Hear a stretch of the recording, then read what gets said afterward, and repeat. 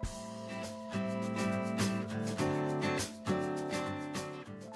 everyone. Welcome to this week's SIIA Tech Chats. Joining me this week is Paul Tindall, CTO of goTransverse. goTransverse is a leader in reoccurring customer and billing management. Paul, thanks so much for joining us. My pleasure. Thank you for having me. Absolutely. Well, let's jump right in. Given the customer-driven world we live in, how important is it to not just have a functional billing platform, but to have, what I think we're calling an intelligent billing platform? And then what are the key features for an intelligent billing platform? Yeah, I mean, I think nowadays people are looking, the customer touch point is far more important these days as it probably was in the past. There's more, players, competing for the same, customer and, just going beyond receiving just a basic bill or taking a basic credit card payment, being able to have things look nice and interact nicely with the customer, I think is a key feature today. It was interesting. I just was signing up for recurring billing on very major brand name product, from a very large company whose name I won't say, who should know better, but it was one of the most horrible, experiences I had seen. Couldn't remember if I was on a trial or not. It said, if you are on a trial, this is what you will expect. Otherwise, this is what you will expect. It was just a really pathetic kind of experience. So I think intelligent billing, I think people are going to differentiate. It's kind of like, do you have a nice looking website or do you look like an amateur kind of built it kind of thing? Does it look like you're an amateur at billing or do you really look like a professional at what you're doing? I think, intelligent billing is what drives that. And we talk about kind of the three A's of intelligent billing, agility, automation, and analytics. And, agility is really, how do you allow your customer, in our case, our customer is the person selling to the end customer.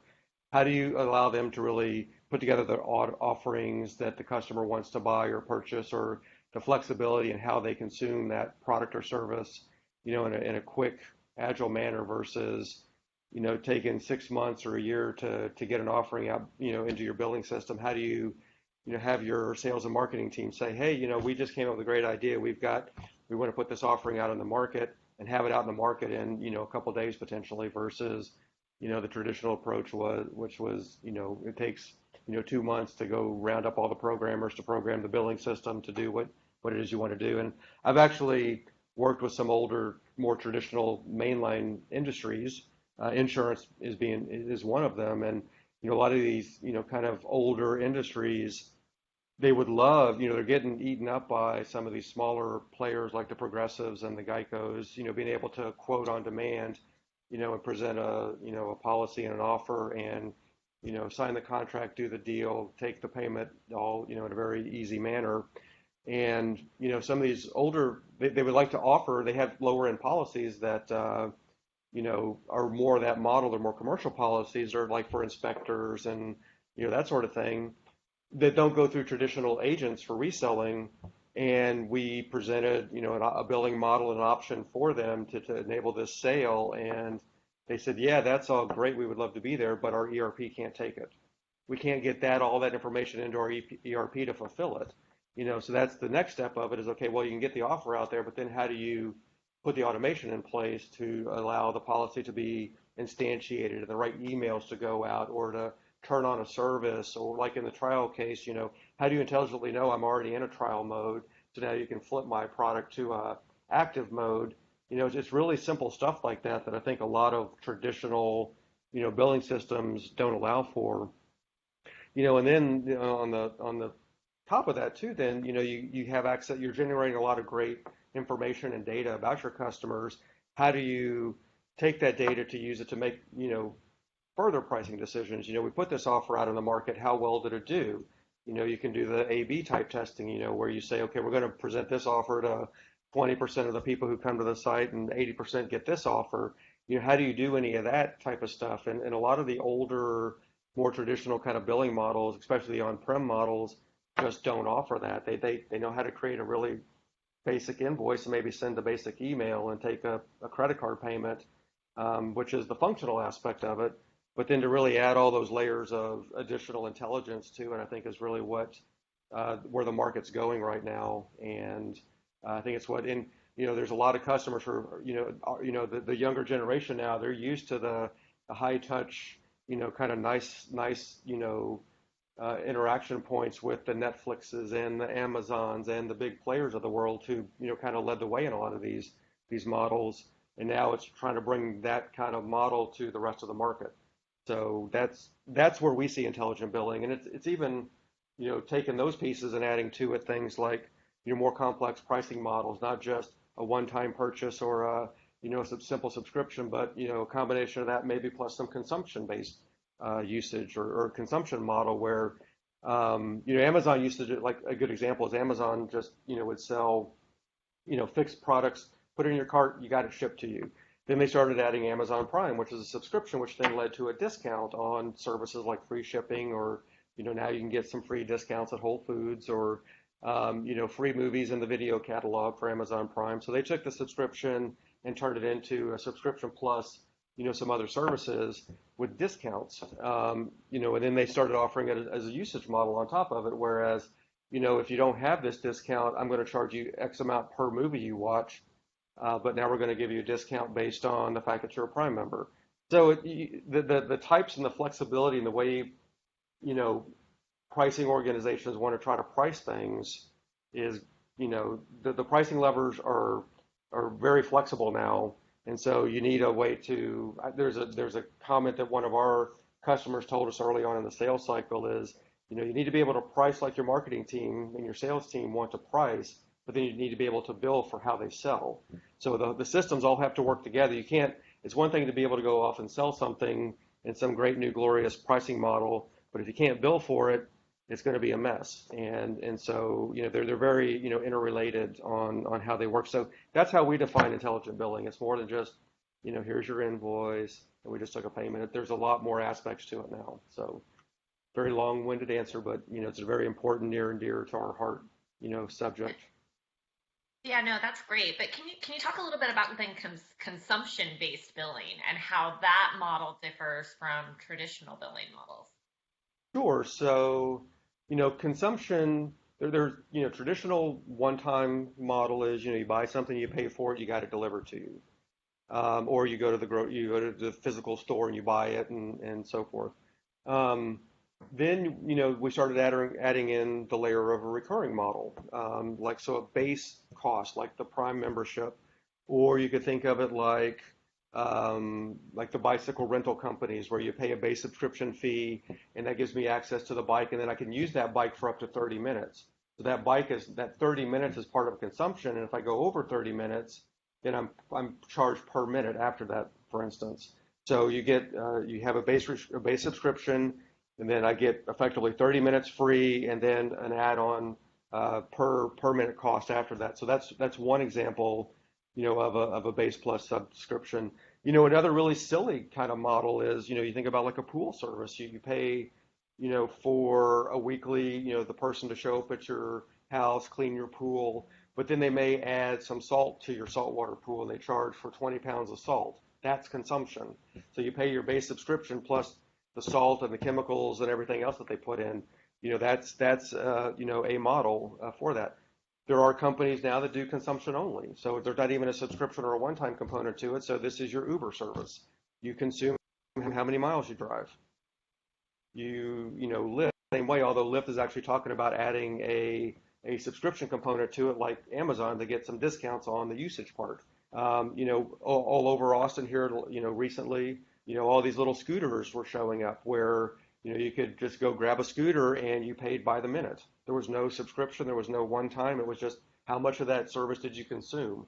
So again, a lot of different models that people are trying to employ to make it easier to get, into your offering. I mean, you could think of something as silly as a salad bar as a consumption model. You pay by the pound, So what if you could buy, I've always joked, what if somebody like a Whole Foods offered a salad bar subscription where you could have, 4 trips to the salad bar during the week, for some prepaid negotiated rate. But if you went over so many pounds, it was some reduced amount per pound. I mean, you could get into all sorts of silly pricing models, but I could expect, 5 years, 10 years from now, those are going to be the normal models.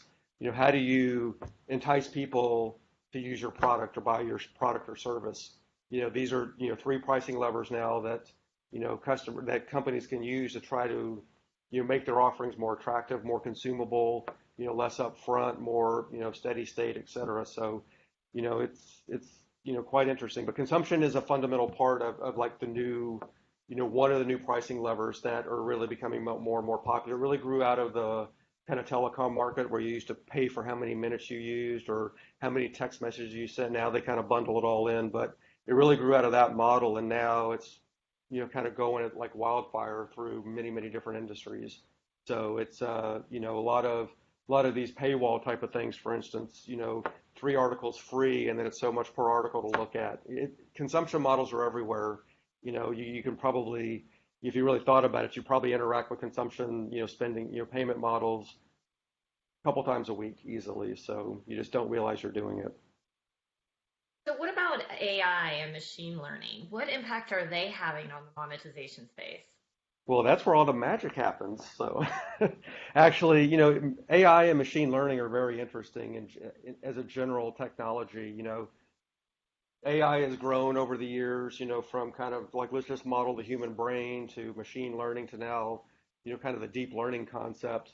I think what's common right now is you have to have some mechanism of training, an AI for good outcomes and bad outcomes or desirable outcomes. And then you have to have some large data sets you can let them kind of run against. And then those AIs need to be able to kind of take a big massive data set and look for some sort of like fuzzy indicators in the data set and then start narrowing in on those kind of layer by layer by layer with each subsequent layer refining and refining and refining to some sort of outcome that can be scored. So it's like, okay, well, how do you take that technology and then map it to the monetization space or to the billing space? And if you think about the large data sets that are in the billing and monetization space, you can look at a couple different factors. You can look at things like, at the end, there's a lens that looks at the end customer, and things like their purchasing history and their consumption history.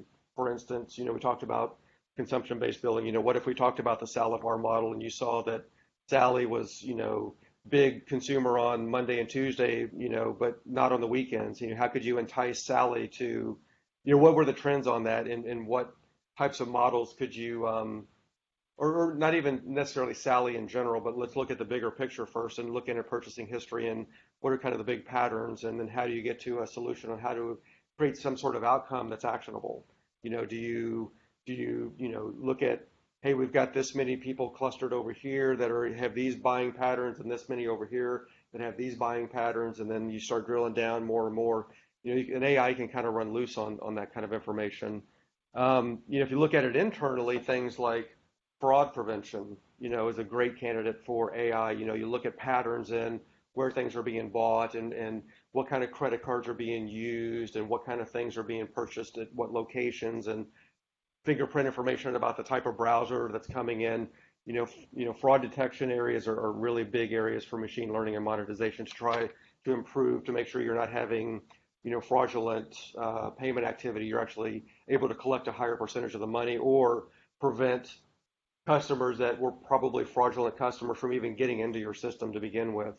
So there's a big opportunity there. Just even looking internally at your own financial performance. There was a CFO that I really respect, and she made the comment that everything she needed to know about her company was in the general ledger and financial transaction data of her company. Everything she needed to know about the health of her company, she felt, or not everything, but the vast majority of what she needed to understand the health of her company, she could glean from that. So again, it's a very, very large data set.